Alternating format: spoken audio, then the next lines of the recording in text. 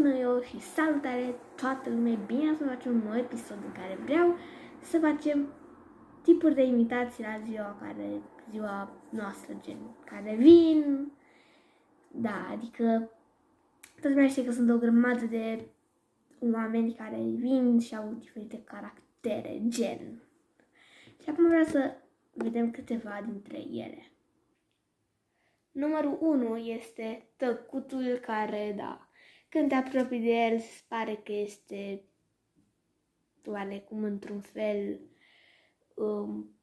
vesel, dar de fapt este tăcut și pleacă primul de la petrecere și o să pun camera uite, bine? Bun, așa. Că la care pleacă primul, într-un fel, tăcutul, depresivul și tristul, deci, da. Și acum am venit cu numărul 2. Numărul 2 este veselul, care este de fapt mai în centru atenției decât ești tu sărbătoritul, gen. Chiar mine trebuie genul ăla, pentru că gen, băi, e ziua mea, gen. Lasă-mă pe mine să fiu în centru atenției, nu tu, știi ce zic, adică na. S-a dus. Mă rog. Nu știu cum să pun camera efectiv ca să steie, că nu stă. Acum știu de ce n-a stat. Trebuie să prezint ca să strâng tot ceea ce a căzut, pentru că ghiciți ce? Gen, camera mea nu este normală, gen, jos este cu ceva jos, știi, gen o cutie, și sus este cu un suport și acel suport s-a dus și ca să lumineze, să arate ceva bine, am pus și aceste luminițe, gen, care nu arată mult mai bine, dar am zis că poate arată mai bine, gen, ca să dea lumina, așa ceva, care trebuie să stea, dar nu să mai bine așa. Și dacă vreau să lasă pe popsuchet, așa va sta, ceea ce nu vreau, așa că ce vom lua noi acum? Vom lua un set de creioane. Bun, dar să nu pice telefonul. Bun, da, la care este în centrul atenției.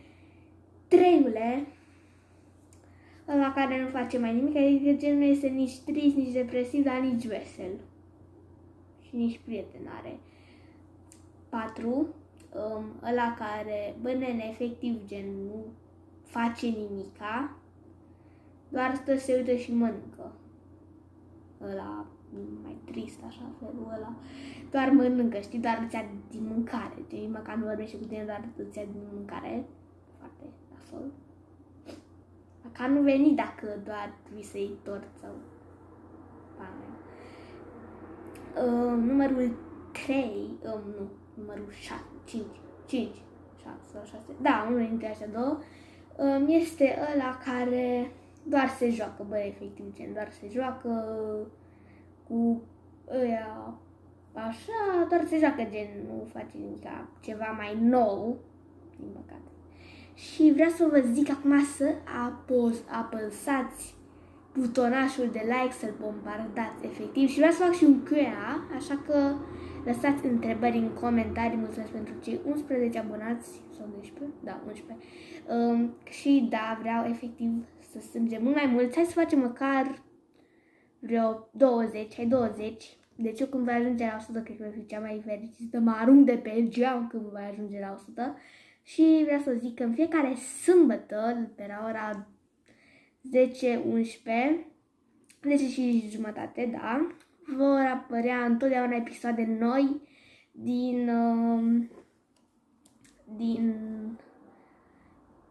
astea, știți? Sau poate voi, și rar vă mai face și gaming, gen, poate nu vă mai face gaming, dar voi vedea, pentru că poate mă voi apuca iară de Free Fire, Minecraft și toate chestiile. Și acest episod de astăzi, dați like, follow pe TikTok, pentru că da, acolo vreau. Și acesta a fost episodul de astăzi.